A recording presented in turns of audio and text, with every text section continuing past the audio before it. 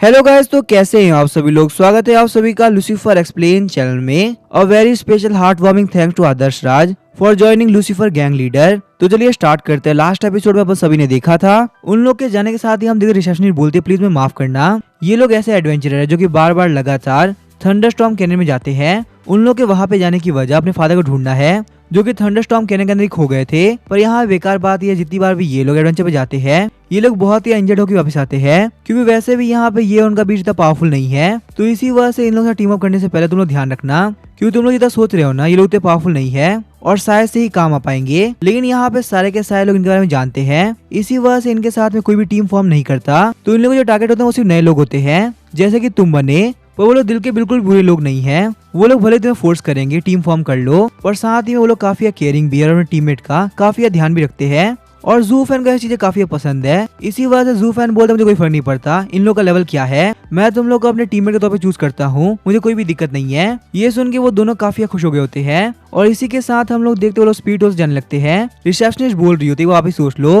क्या तुम लोग को पक्का टीम फॉर्म करनी है। जू फैन बोलता है बिल्कुल भी टेंशन मत लीजिए, हम लोग बिल्कुल ठीक रहेंगे। हम लोगों ने यहाँ पे डिसाइड कर लिया हम लोग इनके साथ टीम फॉर्म करेंगे। पर जैसे रिसेप्शन रिकॉर्ड चेक करती है तो उसको पता चला था कि उन लोगों ने टीम फॉर्म क्यों करी, क्योंकि वो लोग यहाँ पे टॉप रैंक की यूनिवर्सिटी स्नोफील्ड एकेडमी से है। और यहाँ पे इन दोनों की कॉन्ट्रैक्ट भी लाइट रैंक पे है, मतलब कि स्नोफील्ड एकेडमी होने के बावजूद भी लोग टॉप स्टूडेंट होंगे। यही वजह है कि ये लोग इतने कॉन्फिडेंट थे। खासकर ये बच्चा जू फैन जो कि बहुत ही कॉन्फिडेंट लग रहा था। ये बंदा अपने लाइट रैंक के 6 स्टार पे है। इतने यंग एज पे होने के बावजूद इतना पावरफुल होना बिल्कुल मजाक बात नहीं। पक्का से ये लोग यहाँ पे थंडरस्टॉर्म कैनियन के अंदर काफी अच्छा परफॉर्म करेंगे। थोड़े टाइम बाद ही हम देखते हैं जू फैन और उसकी टीम थंडरस्टॉर्म कैनियन में आ गई होती है। बिल्कुल अपने नाम की तरह थंडरस्टॉर्म कैनियन के अंदर बहुत ही ठंडा हो रही होती है। और काफी अजीब बात ये थी, थंडरस्टॉर्म कैनियन के पास में एक फॉरेस्ट है। यहाँ पे इतना ठंडा होने की वजह से फॉरेस्ट के अंदर कभी आग लग सकती है, फिर भी ये फॉरेस्ट थंडरस्टॉर्म कैनियन के अंदर बिल्कुल सही सलामत कैसे है। जू फैन बोलते हैं यहाँ पे एंटर करने के बाद मैं फील कर पा रहा हूँ थंडरस्टॉर्म कैनियन के अंदर जो पावर है ना वो काफी खतरनाक है। जितना मैंने सोचा थंडरस्टॉर्म कैनियन के अंदर सबको हैंडल करना उतना भी इजी नहीं होने वाला, हम लोग को यहाँ पे काफी मेहनत करनी पड़ेगी। तभी यूना जू फैन से बोलते हैं, जू फैन मुझे एक बात बताओ, आखिर तुमने यहाँ पे इन दोनों टीम क्यों बनाई? क्या तुम्हें यहाँ पे लगता हम किसी पावरफुल बंदे को ढूंढते तो काफी अच्छा रहता, वो हमारे थंडरस्टॉर्म कैनियन के अंदर काफी काम पता। जू फैन बोलता है यहाँ पे टीम अप करने की एक ही वजह है कि ये लोग यहाँ पे थंडरस्टॉर्म कैनियन के अंदर रेगुलर आते रहते हैं, इसी वजह से इन लोगों को पता है कहाँ क्या है और यहाँ पे इन लोग की हेल्प से हम आने वाले खतरों से बच सकते हैं। प्लस में यहाँ पे दूसरे बंदे ढूंढने के चक्कर में हमारा काफी टाइम वेस्ट होता, जबकि ये लोग तो खुद हमारे पास आए थे। और तुम खुद ही देखो ना, ये दोनों के दोनों न्यूबी रैंक पे है, उसके बावजूद भी ये लोग थंडरस्टॉर्म कैनियन के अंदर बार बार आते हैं और बार बार निकल भी आते हैं। इसका मतलब इन लोग का एक्सपीरियंस कहीं ज्यादा है जितना ये लोग दिखाते हैं। तो अभी हम देखते हैं वो बंदा बोलता है, वैसे मेरा नाम ब्रॉक है और मुझे तुम लोगों से मिलकर काफी अच्छा लगा। वैसे मुझे एक बात, आके तुम लोग यहाँ पे थंडरस्टॉर्म कैनियन के ऊपर किस लिए आए हो? यूना बोलती हम लोग यहाँ पे थंडरस्टॉर्म लेने के लिए आए थे, और साथ ही में हम लोग का प्लान है कि हम लोग यहाँ पे स्टार गार्डन को टीम कर सके, क्योंकि वैसे भी वो एक बहुत ही पावरफुल और रेयर बीस्ट है। ये बात सुनने के साथ ही ब्रॉक की सिस्टर जीना हंसने लगती है। जीना बोलती है सही से बोलो, यहाँ पे आया हुआ हर दूसरा बंदा यही काम करता है, उन सबको यहाँ पे स्टार गार्डन के साथ में कॉन्ट्रैक्ट बनाना होता है। पर बात की जाए स्टार गार्डन की तो एक बहुत ही इंट्रोवर्ट बीस्ट है, ऐसे यहाँ पे स्टार गार्डन किसी के सामने नहीं आता। और यहाँ पे ऐसी बात बिल्कुल भी नहीं, स्टार गार्डन के सामने आने का चांस बिल्कुल नहीं है। अगर तुम लोग काफी लकी हुए ना तो शायद तुम्हें मौका मिल पाएगा। अचानक से हम देखते वहाँ पे उन लोग की तरफ काफी खतरनाक ठंडा आने लगता है। ये देख के ब्रॉक काफी शौकत बोलता है, 1 मिनट को हम लोग को अपनी बातों को रोक के इधर ध्यान देना होगा। अभी के लिए हम लोग को कहीं ना कहीं शेल्टर ढूंढना होगा, वही हमारे काफी ठीक रहेगा, वरना यहाँ पे ठंडे से बचपना हमारे काफी मुश्किल होगा। जू फैन तुम बिल्कुल भी टेंशन मतलब मुझे पता है आगे तुम्हें इवोल्यूशन मेडल कहाँ पे मिलेंगे। जैसे ये ठंडा खत्म हो जाएगा ना उसके बाद हम लोग वहीं पे चलेंगे। उसके बाद हम देखते हैं जू फैन और यूना काफी स्पीड से ब्रॉक के पीछे भी जाने लगते हैं, ताकि वो लोग यहाँ पे इस फॉरेस्ट के अंदर एक शेल्टर ढूंढ सके। वही हम देखते हैं जू फैन बोल रहा था काफी कमाल की बात है, एक थंडर डाइव अटैक काफी पावरफुल होता है, अगर नोवा को ये स्किल मिल गई ना तो बहुत ही पावरफुल बन जाएगा। क्या पता यहाँ पे नोवा की पावर ऐश के पिकाचू जैसी हो जाए, फिर मैं तो यहाँ पे स्पीड टेमर के वर्ल्ड में सबसे ज्यादा पॉपुलर हो जाऊंगा। थोड़े टाइम बाद हम देखते हैं वो लोग कैबिन के पास पहुंचते हैं, जहाँ पे वो लोग इस फॉरेस्ट के अंदर कुछ देर के लिए शेल्टर ले सकते हैं। असलियत में यहाँ पे ये जो शेल्टर है ना ये ब्रॉक के फादर ने बनाया था, जो वो काफी यंग हुआ करते थे, और इस कैबिन के बारे में बहुत ही कम लोग जानते हैं। यही वजह है कि यहाँ पे इस कैबिन के अंदर शायद से कोई प्रेजेंट होगा। कैबिन के अंदर एंटर करने के बाद में वो लोग बिल्कुल सेफ हो चुके थे। तो अभी हम देखते हैं जू फैन बोलता है, ब्रॉक मुझे एक बात बताओ, मैंने सुना जब कोई भी खतरे में होता है तो स्टार गार्डन को सेव करता है, क्या ये बात बिल्कुल सच है? पर जू फैन के ये बात बोलने के साथ ही हम देखते हैं ब्रॉक काफी सीरियस हो गया होता है। चिढ़ते हुए ब्रॉक बोलता है, जू फैन तुम क्या फालतू बात कर रहे हो, ऐसा कुछ भी नहीं है, तुमने यहाँ पे जो भी कुछ सुना है ना वो सब झूठ है, स्टार गार्डन किसी को भी सेव नहीं करता। ये सब है ना बाहर वाले लोग फेंकते हैं जिन लोगों को रियलिटी का कुछ भी नहीं पता। जीना बोलते नहीं नहीं ब्रॉक तुम बिल्कुल गलत बोल रहे हो, मैं जानती हूँ अपने इमोशन में तुम सही बातें बोल रहे हो, पर ऐसा बिल्कुल भी नहीं है। यहाँ तक कि उस स्टार गार्डियन ने हम लोग को भी कितनी बार सेव किया है। ब्रॉक बोलता है हम लोग को कितनी बार भी सेव किया, इससे क्या फर्क पड़ता है। पर हमारे फादर जब थंडरस्टॉर्म कैनियन में आए थे तो वापस नहीं आए। अगर स्टार गार्डियन इतना ही अच्छा है तो उसने हमारे फादर को सेव क्यों नहीं किया। मैं इस बात को नहीं मानता कि स्टार गार्डियन लोगों को सेव करता है, और ना ही मैं ये बात मानने के लिए तैयार हूँ कि मेरे फादर ऐसे ही थंडरस्टॉर्म कैनियन खो जाएंगे, क्योंकि फादर ज्यादा थंडरस्टॉर्म कैनियन कोई भी नहीं जानता। वो थंडरस्टॉर्म कैनियन के वो लोकल इंसान है जिन्होंने सबसे पहले अपना घर बनाया था, तो आखिर वो यहाँ पे थंडरस्टॉर्म कैनियन के अंदर कैसे खो सकते हैं। मैं दोनों बता दूं स्पीड टीम को छोड़ के एक और प्रोफेशन होता है जिसका नाम होता है हाइकर, और वो यहाँ पे इन कैनियंस में आते हैं और स्पीड मेटल ढूंढते हैं ताकि वो रेयर स्पीड मटेरियल को बाहर जाके बेच सके। और मेरे फादर यहाँ पे थंडरस्टॉर्म कैनियन के नंबर 1 हाइकर थे, तो तुम लोग खुद ही सोचो आखिर वो कैसे खो सकते हैं। और एक हाइकर बनने से पहले मेरे फादर एक गाइड का काम किया करते थे। वो यहाँ पे लोगों को थंडरस्टॉर्म कैनियन के अंदर लेके आते थे और सेफली बाहर भी छोड़ के आते थे। और सिर्फ फादर की वजह से मुझे और मेरी बहन को इतना एक्सपीरियंस है, यही वजह कि मैं यकीन नहीं कर सकता कि फादर यहाँ पे खो सकते हैं। हम लोग यहाँ पे बार बार लगातार इसी वजह से आते हैं क्योंकि हमें लगता है कि फादर का ट्रैप है और शायद से हम यहाँ पे उनको ढूंढ कर सेव कर सकते हैं। उसके बाद ब्रॉक बोलता है ज़ू फैन प्लीज मैं माफ कर देना। एकदम से यहाँ पे स्टार गार्डियन सुन के ना मुझे बहुत ही गुस्सा आ गया था। मैं जानता तुम यहाँ जो भी बात कर रहे हो ना वो बिल्कुल गलत नहीं है, ये बस मेरा इंस्टेंट रिएक्शन था, आगे से ऐसा नहीं होगा। ज़ू फैन बोलता है ब्रॉक तुम कैसी बात कर रहे हो, मैंने यहाँ पे इस बात पे बिल्कुल भी ध्यान नहीं दिया। अगर तुम्हारे साथ में कुछ भी गलत हुआ है तो तुम्हें तो इस बात पे गुस्सा आएगा ही ना। और वैसे भी हम लोग एक टीम है और जो बंदा मेरी टीम में आता है वो मेरा दोस्त बन जाता है, और मैं अपने दोस्तों से बिल्कुल भी नाराज नहीं होता। इसी वजह से तुम बिल्कुल भी टेंशन मतलब मैंने तुम्हारी बात का बिल्कुल बुरा नहीं माना। ब्रॉक बोलता है मैं यहाँ पे तुम लोग को अपने बारे में बताता हूँ। मैं और जीना दोनों ही बेनली यूनिवर्सिटी से है, और अभी क्या तुम लोग कह सकते हो हम लोग यहाँ पे गाइड के तौर पे काम करते हैं। ज़ू फैन बोलता है मेरा नाम है ज़ू फैन और मैं स्नोफील्ड एकेडमी से हूँ, और ये है यूना, ये मेरी दोस्त है स्नोफील्ड एकेडमी से है। लेकिन तभी हम देखते हैं जीना काफी खुश होगी तो बोलती है बाहर देखो, जो अभी अभी थंडरस्टॉर्म आया था ना वो गायब हो चुका है। इसका मतलब यहाँ पे हम लोग काम स्टार्ट कर सकते हैं, अब कोई दिक्कत नहीं होने वाली। ब्रॉक बोलता है ज़ू फैन बाहर जाने से पहले मैं तुम्हें बात बताता हूँ, यहाँ के थंडरस्टॉर्म होते हैं ना वो डिफरेंट टाइमिंग के होते हैं। जैसे कि यहाँ पे ये वाला थंडरस्टॉर्म था जो कुछ मिनट में गायब हो गया, और कुछ थंडरस्टॉर्म ऐसे भी होते हैं जो कुछ दिन तक चलते हैं। और हमारे फादर ने हम लोग को बताया है अगर एक बार थंडरस्टॉर्म आता है ना तो अगले 2 दिन तक नहीं आता। इसका मतलब यहाँ पे हम लोग के पास है मौका है कि हम लोग बाहर जा सकते हैं और जाके जो भी कुछ ढूंढना है ना वो ढूंढ सकते हैं। उसके बाद हम देखते हैं ज़ू फैन उसकी टीम बाहर निकल गई होती है।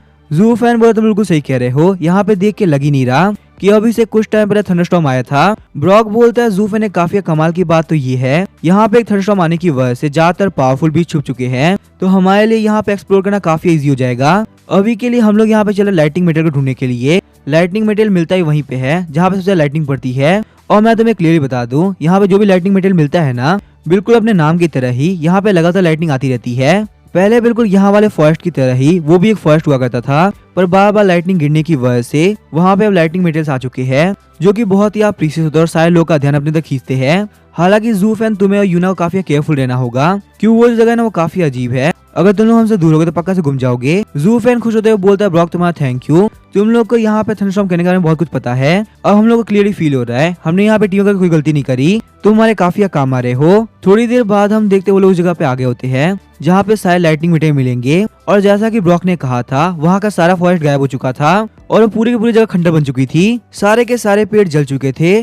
पर वो बोलते हैं ना किसी बुक को उसके कवर जज नहीं करना चाहिए, वो बात यहाँ पे इन ट्रीज के लिए भी लागू होती है। भले ये ट्रीज देखने में लगे कि बिल्कुल जले हुए हैं और किसी भी काम नहीं आने वाले, पर असलियत में यहाँ पे इन लोगों पर लाइटिंग पड़ने की वजह से इनके अंदर लाइटिंग प्रॉपर्टीज आ चुकी है और ये यहाँ पे इवोल्यूशन मटेरियल के तौर पर काम आ सकते हैं। ब्रॉक बोलता है ज़ू फैन मेरी बात ध्यान सुनो, हमें यहाँ पे काफी केयरफुल रहना होगा क्योंकि यहाँ पे बहुत सारे बीस्ट इवॉल्व होने के लिए आते रहते हैं, तो ऐसा भी हो सकता है अभी यहाँ पे कोई बीस्ट प्रेजेंट हो, पर क्योंकि अभी थंडरस्टॉर्म आया था तो शायद से ही कोई बाहर होगा और हम लोग को यहाँ पे इवोल्यूशन मटेरियल निकालने में काफी कम टाइम लगेगा, तो बिल्कुल भी टेंशन की बात नहीं है। उसके बाद हम देखते हैं ब्रॉक अपने डैड को समन कर देता है, पर जैसे ही वो लोग इवोल्यूशन मटेरियल बाहर निकाल रहे थे हम देखते हैं वहाँ पे निकली एनर्जी की वजह से वो लोग एक पावरफुल बीस्ट को अपनी तरफ अटैक कर लेते हैं। वो पावरफुल बीस्ट होता है एक विंग टाइगर जो कि यहाँ पे इस फॉरेस्ट के बीच में आराम सो रहा था, और उन लोग की आवाज करने की वजह से उसकी नींद खुल गई और अब वो काफी गुस्से में आ चुका है। हालांकि उसके लुक को देख के आपको लग रहा है कि बहुत ज्यादा पावरफुल है और ये इन सारे लोगों को एक बार खत्म कर देगा, पर ऐसा बिल्कुल भी नहीं है। दिखने में भले कितना पावरफुल हो पर ये सिर्फ यहाँ पे 9 स्टार ऑर्डिनरी रैंक पे है, जो कि यहाँ पे ज़ू फैन के नोवा के सामने कुछ भी नहीं है। लेकिन अब यहाँ पे ये बात ब्रॉक को तो पता नहीं थी, ब्रॉक को लगता है सबसे ज्यादा पावरफुल वही है, इसी वजह से वो कहता है कि ज़ू फैन मेरी बात ध्यान सुनो, तुम्हें मेटेरियल लेने ले लो, तब तक है ना मैं यहाँ पे विंग टाइगर रोक के रखता हूँ, मेरा भी अच्छा खासा पावरफुल है, वो पक्का से इसको रोक पाएगा। पर जैसे ही वहाँ पे ब्रॉक और टर्टल देखते हैं कि यहाँ पे विंग टाइगर भले 9th रैंक पे है पर वो किसी वक्त इवॉल्व हो सकता है। इसी वजह से वो दोनों कितना भी ट्राई क्यों ना कर ले, उनकी पावर को मैच नहीं कर पाएंगे। लेकिन चाहे कुछ भी क्यों ना हो, जब मुझे यहाँ पे जू फैन के लिए टाइम इकट्ठा करना ही होगा, जू फैन ने मेरे ऊपर यकीन किया है तो मुझे ये फाइट करनी होगी। तो अभी हम देखते वो विंग टाइगर अटैक करने के लिए आगे बढ़ता है, वहीं ब्रॉक का टर्टल भी अटैक को ब्लॉक करने के तैयार हो गया होता है। लेकिन इससे पहले वो विंग टाइगर कुछ भी कर पाता, हम देखते उसको एक काफी खतरनाक स्ट्राइक पड़ती है जिसकी वजह से विंग टाइगर की हालत खराब हो गई होती है। और इससे पहले विंग टाइगर अपने आप को संभाल पाता, हम देखते हैं उसके ऊपर वापस डबल किक अटैक होता है। मार खाने के साथ विंग टाइगर पता चल जाता है कि सामने वाले की पावर बहुत ज्यादा है और वो कुछ नहीं कर पाएगा। इसी वजह से वो वहाँ पे धुन दबा के भाग जाता है और हम देखते हैं विंग टाइगर पीटने वाला काम नोवा ने नहीं किया होता, बल्कि ये काम होता है रॉन्ग का। छोटी सी रॉन्ग ने इतने बड़े विंग टाइगर को मार के भगा दिया। ये देखने के साथ ही हम देखते हैं टर्टल और ब्रॉक काफी शॉक हो गए होते हैं। आखिर यहाँ पे छोटी सी क्यूट रॉन्ग ने इतने पावरफुल बीस्ट को हराया कैसे, इसका पावर लेवल कितना होगा। तो अभी हम देखते हो पूछते यूना मुझे एक बात बताओ, अगर तुम्हारा जो रॉन्ग है वो कितना पावरफुल है, उसका लेवल क्या है जो कि वो यहाँ पे विंग टाइगर को भी हरा पा रहा है। यूना बोलती है अच्छा रॉन्ग वो यहाँ पे इलाइट रैंक के सेकंड लेवल पे है। ये बात सुनने के साथ ही हम देखते वो लोग काफी शौक हो गए होते हैं, क्यों क्लियरली देख के पता चला था यूना फर्स्ट ईयर में है। यहाँ तक कि बेनली यूनिवर्सिटी के सेकंड लेवल के बंदे भी इलाइट रैंक के अंदर ब्रेक थ्रू नहीं कर पाते और इन लोगों का पावर इतना हो चुका है। सच में स्नोफील्ड एकेडमी बार-बार शो करती है कि आखिर वो इतनी पावरफुल क्यों है। हालांकि यहाँ पे हम लोगों ने कभी नहीं सुना कि स्नोफील्ड एकेडमी के अंदर इतने ज्यादा पावरफुल लोग हैं कि एक न्यूबी भी यहाँ पे इलाइट रैंक में पहुंच पाए। पक्का से है ना यूना स्नोफील्ड एकेडमी की बिल्कुल भी नॉर्मल स्टूडेंट नहीं होगी, अपनी न्यूबी क्लास के अंदर ये पक्का से रैंक 1 होगी। हालांकि यहाँ पे ब्रॉक का ये बोलना काफी गलत था कि उसे नहीं पता था यहाँ पे असली मास्टरमाइंड कौन है और किसके पास में इनविंसिबल पावर है। पर इससे पहले वो अपनी बात कंटिन्यू कर पाते, हम देखते विंग टाइगर को जो कि अब भीगी बिल्ली बनकर अपनी मॉम के पास आ गया होता है। मॉम ये जो कमीने लोग हैं ना, इन लोगों ने मुझे बुली किया, मैं बस वहाँ पे आराम से रेस्ट कर रहा था और इन लोगों ने मेरे पर अटैक कर दिया। मैं यहाँ बिल्कुल सच बोल रहा हूँ, मैंने उनका कुछ भी नहीं किया। आप लोगों ने सबक सिखाओ ना। उन लोगों ने मुझे काफी पीटा भी। वो लोग है ना मुझे यहाँ पे हंट करना चाहते हैं। अचानक से हम देखते जू फैन बोलता है ब्रॉक तुम्हें नहीं लग रहा कि यहाँ पे कुछ बहुत ही पावरफुल हमारे सामने आ रहा है। थोड़ी देर बाद हम देखते हैं उन लोग के सामने विंग टाइगर की मॉम आ गई होती है, जिसका पावर लेवल विंग टाइगर के मुकाबले काफी ज्यादा होता है, क्यों वो अपने इलाइट रैंक के सेकंड लेवल पे थी। ब्रॉक और जीना को पता इलाइट रैंक बहुत ही पावरफुल होता है और चाहे वो लोग कितना भी ट्रैक क्यों ना कर ले, उस विंग टाइगर के सामने वो लोग कुछ नहीं कर पाएंगे। ब्रॉक बोलता है जू फैन हम लोग जल्द से जल्द भागना होगा, ये बीस्ट बहुत ही पावरफुल है, इसका एक अटैक भी हम नहीं झेल पाएंगे। लेकिन विंग टाइगर कोई प्लान नहीं था कि वो उन लोग को जाने देगा। हम देखते हैं विंग टाइगर उन लोग के ऊपर थंडर रॉड से अटैक कर देता है और जू फैन अपने मैकेनिकल हैंड की हेल्प से उस अटैक को बहुत इजीली ब्लॉक कर लेता है, जिस वजह से किसी को भी चोट नहीं लगती। उसके बाद जू फैन बोलता है नोआ बाहर निकलो और इसको दिखाओ कि आखिर यहाँ पे रियल बॉस है कौन। हालांकि यहाँ पे ये एक मदर बीस्ट है और यहाँ पे इसके कमीने बच्चे ने पक्का से कुछ न कुछ झूठ बोला होगा, तो तुम इसको जान से मत मारना, बस डराना है। ये सुनने के साथ ही हम देखते हैं नोआ अपने किंग सोरा को रिलीज करता है। नोआ वहाँ पे क्लियरली शो कर देता है तुम जितना फुदक रही हो,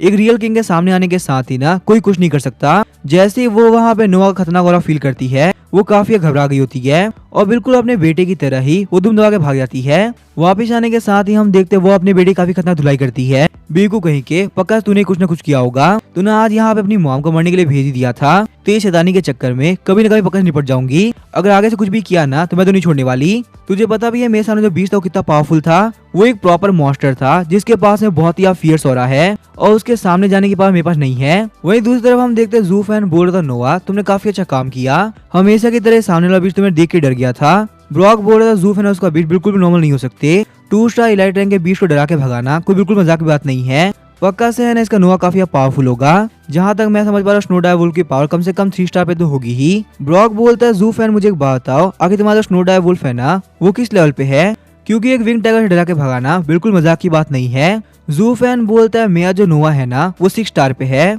ये बात सुनने के साथ ही वो दोनों ही काफी शॉक हो गए होते हैं। हालांकि उन लोगों को पहले से नजर लग गया था कि नोआ की पावर लगभग 3-4 स्टार पे तो होगी ही, पर अभी उनको यकीन नहीं हो रहा एक फर्स्ट ईयर का बीस्ट टेमर के पास में 6 स्टार इलाइट रैंक का बीस्ट है। यहाँ तक कि हमारे बेनली एकेडमी के अंदर 3rd ईयर के स्टूडेंट के पास भी ऐसे बीस्ट नहीं होते। जो टॉप स्टूडेंट होते हैं उनके पास भी 4 या 5 स्टार के बीस्ट होते हैं, पर जू फैन के पास में एक 6 स्टार का बीस्ट है। जीना बोलती है जू फैन तो काफी कमाल के हो और इतना पावरफुल होने के बावजूद भी तुम यहाँ पे कुछ भी नहीं बोल रहे थे, जबकि ब्रॉक यहाँ पे चला गया आगे बहादुर बन के फाइट करने। सच में तुम्हारे स्ट्रेंथ का मुकाबला तुम्हारा बिहेवियर काफी पोलाइट है, तुमने हमें अपनी टीम के लिए चूज किया, ये हमारे लिए काफी बड़ी बात है। जू फैन बोलते हैं मैं यहाँ पे कोई भी काम ऐसे नहीं करता, तुम लोग मेरे लिए काफी काम के हो और वैसे भी जो रिलेशन मिटे है ना ये उतना काम नहीं आने वाला, क्योंकि मेरा जो नोआ है वो 6 स्टार पे है, तो सिर्फ यहाँ पे इतना काफी नहीं होगा उसको इवॉल्व करने के लिए। हमें यहाँ पे और पावरफुल थंडर रिलेशन मिटेरियल चाहिए।